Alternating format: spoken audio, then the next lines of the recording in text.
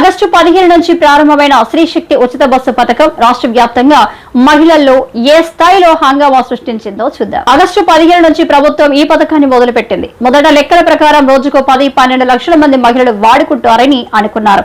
కానీ మొదటి 5 రోజుల్లోనే సంఖ్య ఎక్స్పెక్టేషన్ కి మించి పెరిగింది. మొదటి రోజు 10 లక్షల మంది, 4వ రోజు 20 లక్షల మంది, 5వ రోజు లెక్కలు ఇంకా రాకపోయినా మరింత ఎక్కువే అని ఆర్టీసీ అంచనా.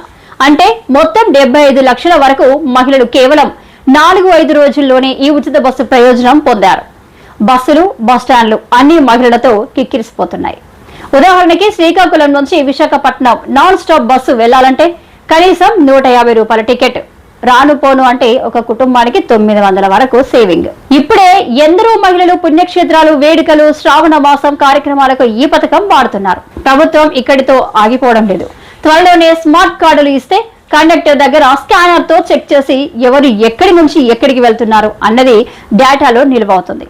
దీనివల్ల ట్రాఫిక్ ని కంట్రోల్ చేయడం, డేటా కలెక్ట్ చేయడం సులభం అవుతుంది. ఇంకా పెద్ద పరీక్ష ముందుంది, దసరా సీజన్. అప్పుడు రోజుకి 40 నుంచి 45 లక్షల మంది మహిళలు ప్రయాణించే ఛాన్స్ ఉంది. ఆర్టీసీ అదనపు బస్సులు పెడుతుంది, కానీ స్పెషల్ సర్వీసులకు కూడా ఉచిత ప్రయాణం వర్తిస్తుందా అన్నది పెద్ద సందేహం. ఎందుకంటే సాధారణంగా ఆర్టీసీకి ఎక్కువ లాభాలు వచ్చే టైం అదే. ఫెస్టివల్ సీజన్, ఇక రద్దీ, గొడవలు కూడా మొదలవుతున్నాయి. తెలంగాణలో కూడా ఇదే సీన్ జరిగింది. ఇప్పుడు ఆంధ్రప్రదేశ్ లో కూడా కొన్ని వీడియోలు సోషల్ మీడియాలో వైరల్ అవుతున్నాయి. తాజాగా మరో ముఖ్యమైన అప్డేట్, తిరుమలకి వెళ్లే బస్సులో కూడా ఈ స్త్రీ శక్తి పథకం వర్తింపజేయాలని ప్రభుత్వం ఆలోచిస్తుంది. మొత్తానికి ఈ ఉచిత బస్సు పథకం మహిళలకు మంచి బెనిఫిట్ ఇస్తుంది. కానీ ఆర్టీసీకి లాస్ అవుతుందా? రద్దీని కంట్రోల్ చేయగలరా?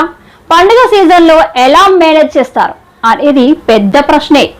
ఇంకా 15 రోజులు వేచి చూడాలి. అసలు ఫలితాలు ఎలా వస్తాయో అప్పుడు క్లియర్ అవుతుంది.